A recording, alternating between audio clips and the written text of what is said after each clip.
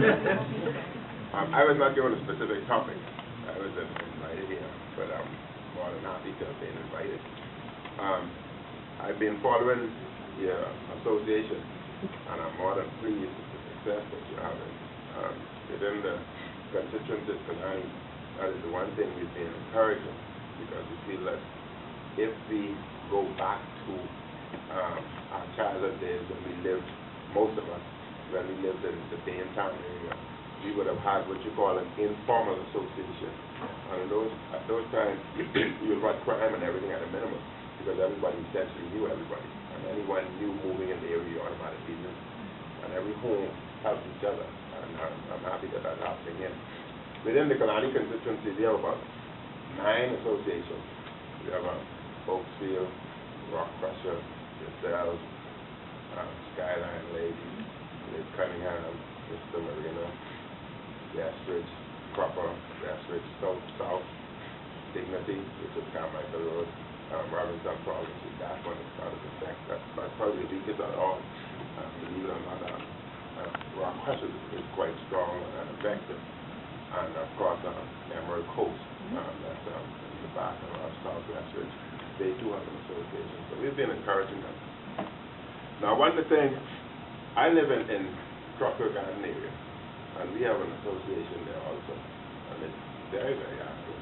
And one of the things we have been looking at was moving towards CCTV, where we can monitor the entire area.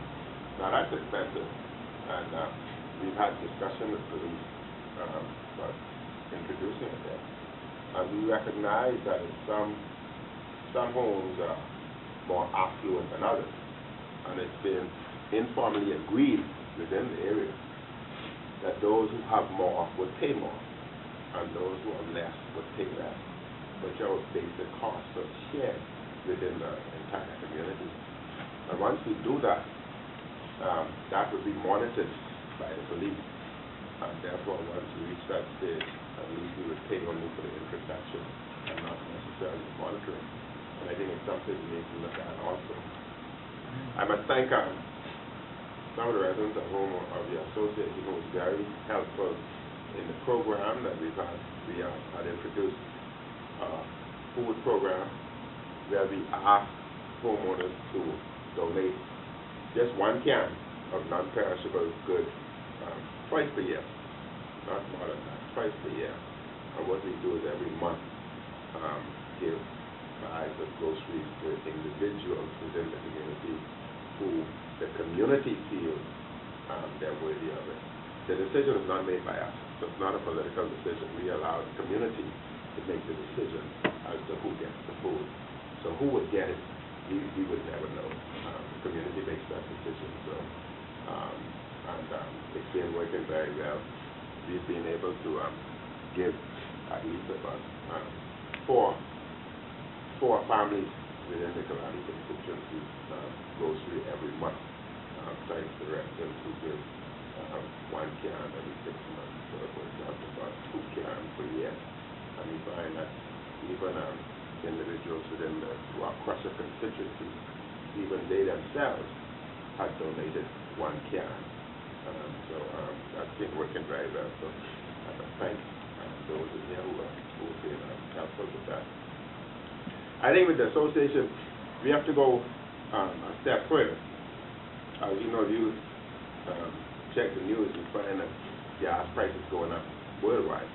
It's only a matter of time before it's reflected here also. And therefore, I think once you have such a vibrant and effective community, you need to start considering things like carpooling, which would be very effective because you know each other, and then you would have a good communication network. And at the same time, you can look at what you call the barter system. Again, in the tropical area, these are things we're doing also. And how that works is we would have carpooling also, and we're looking at the barter system. How that works, just like you did yesterday in growing up, being in the Grove, Baintown, or whatever. We're basically just transcribing that to today. So the same thing. How that works is families would get together and purchase bulk purchases, and therefore your costs come down, and therefore you share. and we find that works quite effectively also. So the establishment of the association, I think, has lots of merit, and you've been doing, like the other associations, you've been doing very, very well, and I encourage you to continue. As for the community, what we plan, for the next election, a lot of you would not be in Kalani. I don't know which ones, and therefore I am forced to work the entire area because I don't know which area will be cut from and which area would not. I can say with confidence that some of you will be in Port Charlotte. You would not be in Kalani. All right? And some of you may be elsewhere, but I don't know. You are as long as I am. All right? But I am forced to work the entire area. So that when the cut comes, I would have, hopefully my frontier, the new frontier would not be cumbersome and too new to me. But having some ideas there, my frontier maybe, I try to keep an eye on it, but I'm as lost as you are. So what we've done, we've introduced we want to introduce accountability into the community, and accountability for the members of parliament, be it me or whoever. It makes no difference. Remember that the member of parliament is employed by you. I am your employee, and therefore you have a right to fire me. And as a matter of fact, within a year, I could possibly be on unemployment line. So what we've done, we send our questionnaires to the community, and we ask them to become involved, all the associations. We have an extensive database with most of the community's emails, phone numbers, etc. And we ask them, meaning your plan, the community's plan, what do you want to see happen in your community? What changes you in Highland Park, in this area, want to see? What changes Skyline Lakeshore? So what changes the residents of community want? What do they see? What we would do is create, I don't want to use the word manifesto, but we create a booklet called Your Plan. And that's what your MC would work by, which means that at the end of the day, it's your input, and you have an opportunity to assess him. And if he's not meeting your goals, you have an opportunity to move him. And we feel that that's the way to move, so that the MC becomes accountable to you, not you to him. And therefore, we're moving aggressively with that. We've had a lot of input. We're not going to bring it out yet, because some of you would not be in Kalani. I may not be.